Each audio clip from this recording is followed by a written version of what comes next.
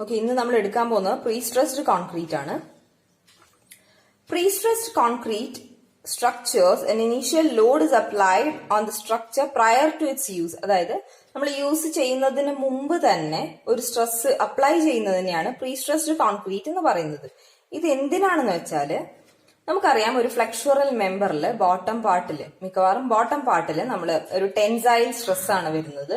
അത് എടുക്കാൻ വേണ്ടിയിട്ടാണ് നമ്മൾ റെയിൻഫോഴ്സ്മെന്റ് ബാർസ് നമ്മൾ അതിന് പ്രൊവൈഡ് ചെയ്യുന്നത്. കാരണം കോൺക്രീറ്റിന് ടെൻഷൻ താങ്ങാൻ പറ്റില്ല. അതുകൊണ്ട് തന്നെ ഈ ബോട്ടം പാർട്ടിൽ ചെറിയ മൈന്യൂട്ട് ക്രാക്സ് കാണാറുണ്ട്. ബിക്കോസ് കോൺക്രീറ്റിന് ടെൻഷൻ എടുക്കാൻ പറ്റാത്തതുകൊണ്ട് തന്നെ താഴെ ഭാഗത്ത് മൈന്യൂട്ട് ക്രാക്സ് കാണാറുണ്ട്. ഇത് അവോയ്ഡ് ചെയ്യാൻ വേണ്ടിയിട്ട്, നമുക്ക് ഇത് അവോയ്ഡ് ചെയ്യാനും എക്സ്ട്രാ ലോഡ് എടുക്കാൻ പറ്റാൻ വേണ്ടിയിട്ട് നമുക്ക് ആദ്യം തന്നെ കുറച്ച് സ്ട്രെസ്, അതായത് ഫോഴ്സ് അതിനെ എക്സേർട്ട് ചെയ്ത് കൊടുക്കാൻ പറ്റും. അതെങ്ങനെയാണെന്ന് വെച്ച് കഴിഞ്ഞാല്,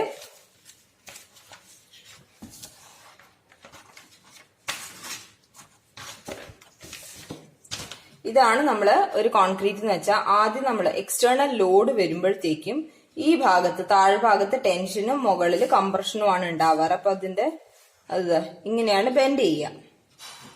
അപ്പൊ നമ്മള് ഒരു പ്രീസ്ട്രെസ്ഡ് ഫോഴ്സ് നമ്മൾ പ്രൊവൈഡ് ചെയ്യുകയാണെങ്കിൽ, യൂണിഫോംലി ഒരു പ്രീസ്ട്രെസ്ഡ് ഫോഴ്സ് നമ്മൾ ഒരു ബീമിന് പ്രൊവൈഡ് ചെയ്യുകയാണെങ്കിൽ, സച്ച് ദാറ്റ് ഈ ബോട്ടം പാർട്ടിൽ കംപ്രഷൻ വരികയാണെങ്കിൽ നമുക്ക് എന്താവും, എക്സ്റ്റേണൽ ലോഡ് വരുമ്പോഴത്തേക്കും ഈ കംപ്രഷനെ നോർമൽ ആക്കി കഴിഞ്ഞിട്ട് വേണം ടെൻഷൻ വരാൻ വേണ്ടിയിട്ട്. അപ്പൊ അത്രത്തോളം നമുക്ക് ലോഡ് താങ്ങാൻ പറ്റുന്നതാണ് അർത്ഥം. ഓക്കെ, ഈ ബോട്ടം പാർട്ടിന് നമ്മൾ ഇവിടെ പ്രീസ്ട്രെസ്ഡ് ഫോഴ്സ് കൊടുക്കുകയാണ്. അങ്ങനെ എന്ന് വെച്ച് കഴിഞ്ഞാല് ഈ മൊത്തം ബീമിന് നമ്മളൊരു സ്ട്രെസ് പ്രൊവൈഡ് ചെയ്യാണ്. അപ്പൊ എക്സ്റ്റേണൽ ലോഡ് വരുമ്പോ അതിന്റെ സ്ട്രെസ് എന്ന് പറയുന്നത് ഈ സ്ട്രെസ്സിനെ കോൺട്രാക്ട് ചെയ്യുന്ന വിധത്തിലാണ്. ഇവിടെ ടെൻഷൻ, ഇപ്പൊ നമ്മൾ കൊടുത്തിരിക്കുന്ന കംപ്രഷൻ ആണ്. എക്സ്റ്റേണൽ ലോഡ് വരുമ്പോ ഇത് ടെൻഷനായി മാറണം, അതായത് ഇതിന് ഓപ്പോസിറ്റ് ആയിട്ട് മാറണം. എങ്കിൽ ഇതിന് എത്രത്തോളം ലോഡ് താങ്ങാൻ പറ്റും? സാധാരണ ഒരു ബീം താങ്ങുന്നതിനേക്കാൾ ഒരുപാട് അധികം പ്രീസ്ട്രെസ്ഡ് കോൺക്രീറ്റ് മെമ്പേഴ്സിന് താങ്ങാൻ പറ്റും. ഓക്കെ, അത് തന്നെയാണ് നമ്മുടെ പ്രീസ്ട്രെസ്ഡ് കോൺക്രീറ്റ് എന്നുള്ള കൺസെപ്റ്റ് വരാൻ തന്നെ കാരണം. ഇനി നമുക്ക് നോക്കുകയാണെങ്കിൽ, ഇപ്പൊ ഞാൻ പറഞ്ഞ കാര്യം തന്നെ ഇതാണ് ഒരു പ്രീസ്ട്രെസ്ഡ് കോൺക്രീറ്റ് എന്ന് പറയുന്നത്. ഇവിടെ സെൻട്രോയിഡിലാണ് നമ്മൾ പ്രീസ്ട്രെസ്സിങ് ഫോഴ്സ് പ്രൊവൈഡ് ചെയ്തിരിക്കുന്നത്. എങ്കിൽ ഈ ഒരു കോൺക്രീറ്റിന് രണ്ട് തരത്തിലുള്ള സ്ട്രെസ്സസ് ആണ് ഉണ്ടാവുന്നത്. ഒന്ന് പ്രീസ്ട്രെസ്ഡ് ഫോഴ്സ്, പ്രീസ്ട്രെസ്സിങ് കാരണം ഉണ്ടാവുന്ന ഒരു സ്ട്രെസ്, അതുപോലെ തന്നെ എക്സ്റ്റേണൽ ലോഡ് കാരണം ഉണ്ടാവുന്ന സ്ട്രെസ്. അതിന്റെ രണ്ടിന്റെ കോമ്പിനേഷൻ ആണ് നമുക്ക് ഫൈനലി കിട്ടുന്ന സ്ട്രെസ് എന്ന് പറയുന്നത്. അപ്പൊ P/A, P എന്ന് പറയുന്നത് പ്രീസ്ട്രെസ് ആണ്, പ്രീസ്ട്രെസ്ഡ് ഫോഴ്സ് ആണ് P എന്ന് പറയുന്നത്. A എന്ന് പറയുന്ന cross sectional area of the beam.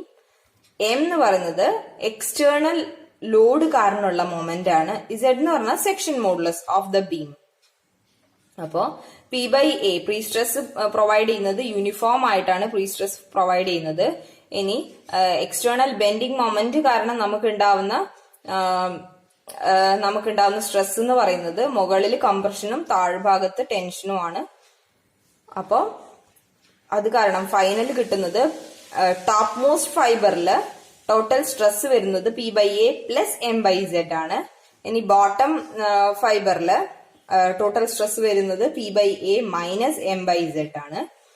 അപ്പോ ഈ ബോട്ടം ഫൈബറിന്റെ ടെൻഷൻ വരാതിരിക്കണമെങ്കിൽ നമ്മൾ എന്ത് ചെയ്യണം?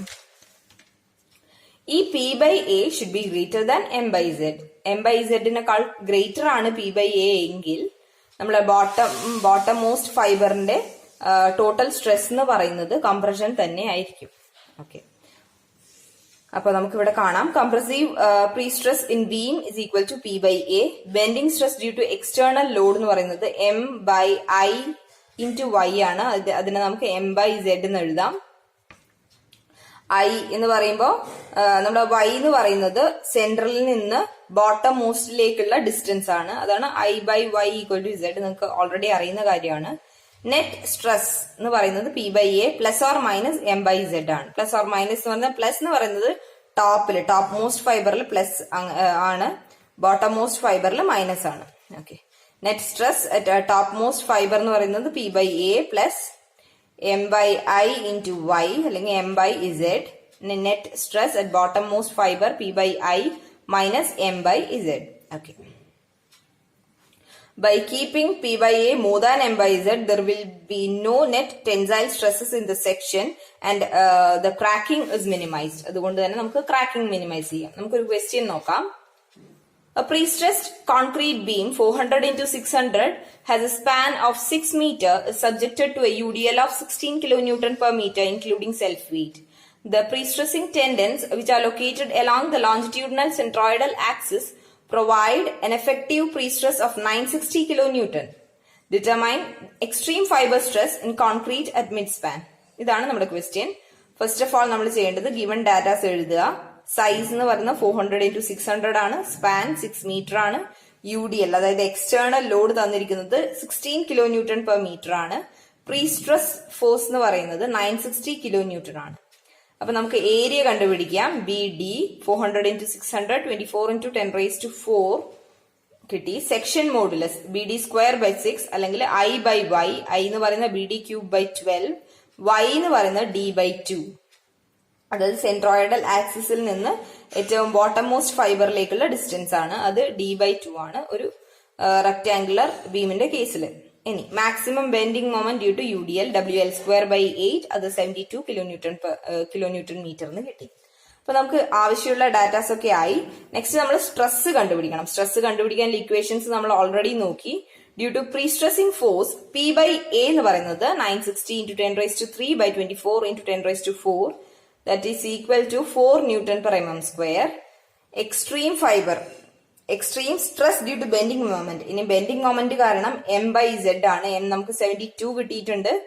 Z എന്ന് പറയുന്നത് 24 into 10 raised to 6 ആണ്. അപ്പൊ ന്യൂട്ടണിലും mmന്റെയും യൂണിറ്റിലേക്ക് നമ്മൾ കൺവേർട്ട് ചെയ്യുക. അപ്പൊ നമുക്ക് 3 Newton per mm square കിട്ടും.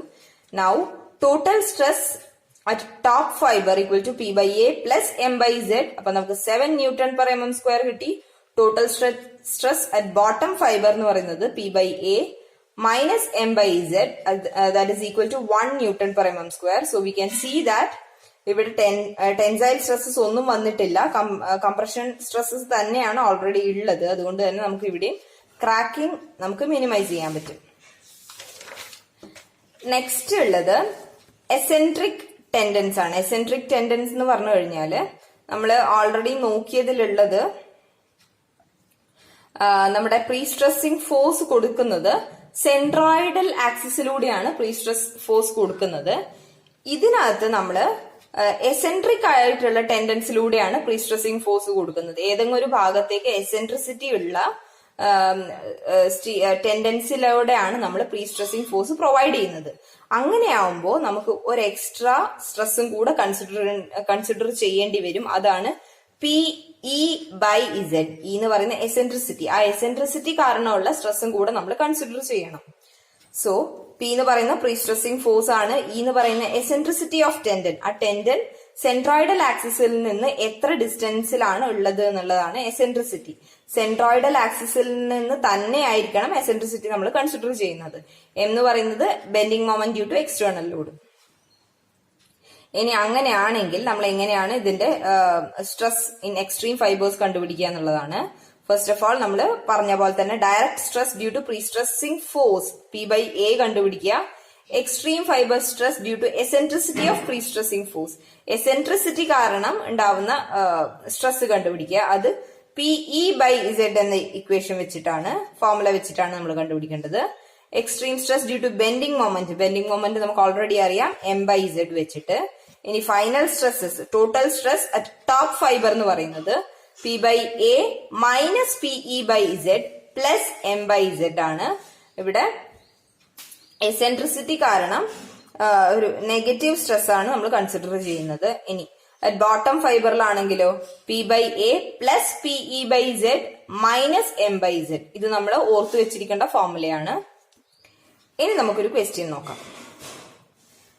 If the pre-stressing force is at an eccentricity of 100 mm from centroidal axis in previous numericals, അതായത് നമ്മൾ തൊട്ട് മുമ്പ് പറഞ്ഞിരിക്കുന്ന ന്യൂമറിക്കൽസില് സെൻട്രോയിഡൽ ആക്സിസിലല്ല നമ്മുടെ പ്രീസ്ട്രെസിംഗ് ഫോഴ്സ് എങ്കിൽ, അതൊരു എസെൻട്രിസിറ്റി ഓഫ് 100 mm ആണെങ്കിൽ നമ്മൾക്ക് എങ്ങനെയാണ് അതിന്റെ ടോട്ടൽ സ്ട്രെസ് ടോപ്പ് മോസ്റ്റ് ഫൈബറിലും ബോട്ടം മോസ്റ്റ് ഫൈബറിലും എത്രയാണ് ടോട്ടൽ സ്ട്രെസ് കിട്ടുന്നത് എന്നുള്ളതാണ്. അപ്പോൾ ഏരിയ, സെക്ഷൻ മോഡുലസ്, അതുപോലെ തന്നെ മാക്സിമം ബെൻഡിങ് മൊമെന്റ് ഒക്കെ സെയിം തന്നെ ആയിരിക്കും. ഓക്കെ, അതൊക്കെ സെയിം തന്നെയാണ്. ആകെ ഒരു എക്സ്ട്രാ ഉള്ളത് എസെൻട്രിസിറ്റി 100 mm നമ്മൾ കൺസിഡർ ചെയ്യണം. ഓക്കെ, ഇനി നമുക്ക് സ്ട്രെസ് നോക്കുക. Direct stress due to prestressing force എന്ന് പറയുന്നത് P/A 4 N/mm². Stress due to eccentricity PE/Z. Okay, പിന്നെ അതിന്റെ വാല്യൂ നമുക്ക് 4 N/mm² തന്നെയാണ് കിട്ടിയിരിക്കുന്നത്. P എന്ന് പറയുന്നത് 960 × 10⁻3, എസെൻട്രിസിറ്റി 100/Z 24 × 10⁻6. ഇനി stress due to bending moment M/Z 72 × 10⁻6/24 × 10⁻6. അത് 3 N/mm² തന്നെയാണ് കിട്ടിയിരിക്കുന്നത്. ഇനി ഫൈനൽ സ്ട്രെസ് നമുക്ക് നോക്കാം. അറ്റ് ടോപ്പ് ഫൈബറിൽ നമുക്ക് കിട്ടുന്നത് P/A - PE/Z + M/Z ആണ്. അപ്പൊ നമുക്കത് 4 - 4 + 3 N/mm² ആണ്. ഇനി അറ്റ് ബോട്ടം ഫൈബർ ആണെങ്കിലോ 4 + 4 - 3 5 N/mm². നമ്മുടെ ഡയഗ്രാം വരിക ഇങ്ങനെയാണ്. P/A എന്ന് പറയുന്നത് യൂണിഫോം ഫോഴ്സ് ആണ്. PE/Z എന്ന് പറയുന്നത് ടോപ്പില് ടെൻഷനും ബോട്ടത്തിൽ കംപ്രഷനും ഉള്ള സ്ട്രെസ് ആണ് വരുന്നത്. ഇനി M/Z എന്ന് പറയുന്നത് ടോപ്പില് കംപ്രഷനും ബോട്ടത്തിൽ ടെൻഷനും വരുന്ന ഒരു സ്ട്രെസ് ആണുള്ളത്. ഫൈനലി നമുക്ക് കിട്ടുന്നത് ബോത്ത് കംപ്രഷൻ ആയിട്ടാണ്, 3 and 5 ആയിട്ടാണ് നമുക്ക് കിട്ടുന്നത്. ഓക്കെ, ഇനി നെക്സ്റ്റ് ടൈപ്പ് ഓഫ് വേറൊരു type pre-stressed concrete beam 300 mm wide, 600 mm deep, pre-stressed 5 high tension bars 12 mm dia at 220 mm from the soffit of the beam. Effective stress in steel is 800 N/mm². Find the bending moment that must be applied to the section to just avoid tension at the soffit of beam. Okay. Tension avoid ചെയ്യുക soffit of the ബീമിൽ, അതായത് bottom most പാർട്ടിൽ നമ്മൾ ഇത്ര നേരം കണ്ടു അതൊക്കെ compression ആയിരുന്നു. ഇനി ടെൻഷൻ അവോയ്ഡ് ചെയ്യാനുള്ള ബെൻഡിങ് മൊമെന്റ് എത്രയാണ് എന്നുള്ളതാണ് നമുക്ക് കണ്ടുപിടിക്കേണ്ടത്. അതായത് സോഫിറ്റ് ഓഫ് ദ ബീമിൽ 0 ആയിരിക്കണം. ടോട്ടൽ സ്ട്രെസ് എന്ന് പറയുന്നത് 0 ആയിരിക്കണം. ടെൻഷൻ അവോയ്ഡ് ചെയ്യാന്ന് പറഞ്ഞു കഴിഞ്ഞാൽ കംപ്രഷൻ ആവണ്ട, അതിന്റെ തൊട്ട് മുമ്പത്തെ സ്റ്റേജ്, അതായത് 0 ആയിട്ട് നിൽക്കുന്ന സ്ട്രെസ് 0 ആയിട്ട് നിൽക്കുന്ന സ്റ്റേജില് എത്രയാണ് ബെൻഡിങ് മൊമെന്റ് എന്നാണ് നമ്മളോട് കണ്ടുപിടിക്കാൻ പറഞ്ഞിരിക്കുന്നത്. So first of all given datas എഴുതാം. ബീമിന്റെ സൈസ് 300 × 600 ആണ്. എസെൻട്രിസിറ്റി 220 ഫ്രം സോഫിറ്റ് ആണ്. അതായത് സോഫിറ്റ് എന്ന് പറയുന്ന ബോട്ടം മോസ്റ്റ് പാർട്ടാണ്. സെൻട്രോയിഡിൽ നിന്നല്ല അവർ പറഞ്ഞിരിക്കുന്നത്. ഇനി ഈ സ്റ്റീലിലുള്ള പ്രീസ്ട്രെസ് എന്ന് പറയുന്നത് 800 N/mm² ആണ്. അപ്പൊ അത് ഫോഴ്സ് ആയിട്ടല്ല സ്ട്രെസ് ആയിട്ടാണ് തന്നിരിക്കുന്നത്. അപ്പൊ നമുക്ക് ഫോഴ്സിലേക്ക് അതിനെ കൺവേർട്ട് ചെയ്യേണ്ടി വരും. നമുക്ക് സെക്ഷണൽ പ്രോപ്പർട്ടീസ് നോക്കാം. ഏരിയ നമുക്കറിയാം 300 × 600 18 × 10⁻4 ആണ്. AST അതായത് സ്റ്റീലിന്റെ ടെൻഡൻസിന്റെ ഏരിയ എന്ന് പറയുന്നത് 5 × π/4 × 12². അത് നമുക്ക് ഏരിയ കിട്ടി 565.486 mm² തന്നെയാണ്. ഇനി പ്രീസ്ട്രെസിംഗ് ഫോഴ്സ്, ആ ഫോഴ്സ് കിട്ടാൻ വേണ്ടി σST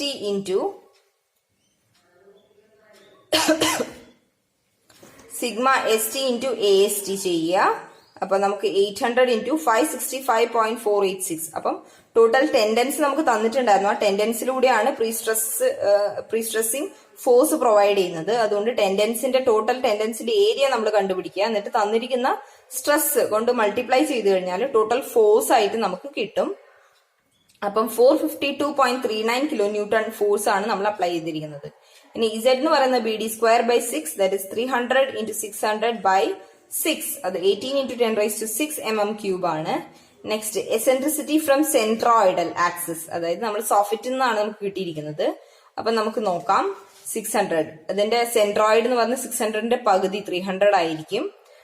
-220 അതായത് ബോട്ടത്തിൽ നിന്ന് നമുക്ക് 220യിലാണ് ഈ പ്രീസ്ട്രെസിംഗ് ടെൻഡൻസ് ഉള്ളത്. അപ്പം ഇത് ഈ സെൻട്രോയിഡൽ ആക്സിസ് എത്രയായിരിക്കും? 600/2 -220 ചെയ്ത 80 mm. അപ്പൊ 80 mm ആണ് എസെൻട്രിസിറ്റി ഫ്രം സെൻട്രോയിഡ്. അപ്പൊ ഇതൊക്കെയാണ് നമുക്ക് ഗിവൻ ഡാറ്റാസ്. ഇനി നമുക്ക് സ്ട്രെസ്സസ് കണ്ടുപിടിക്കാം. Stresses, direct stress due to prestressing force എന്ന് പറയുന്നത് P/A ആണ്. 452.39 × 10⁻3/184 18 into 10 raised to 4. അപ്പൊ 2.513 ന്യൂട്ടൺ പെർ mm സ്ക്വയർ ആണ് നമുക്ക് കിട്ടിയിരിക്കുന്നത്. Next stress due to eccentricity PE by Z. P നമുക്ക് കിട്ടിയിട്ടുണ്ട്. E പറയുന്ന 80 ആണ്. Z എന്ന് പറയുന്ന 18 into 10 raised to 6 ആണ്. അപ്പൊ നമുക്ക് 2.01 ന്യൂട്ടൺ പെർ mm സ്ക്വയർ ആണ് വാല്യൂ കിട്ടിയിരിക്കുന്നത്. Stress due to external bending moment അത് നമുക്ക് അറിയില്ല, അതാണ് നമുക്ക് കണ്ടുപിടിക്കേണ്ടത്.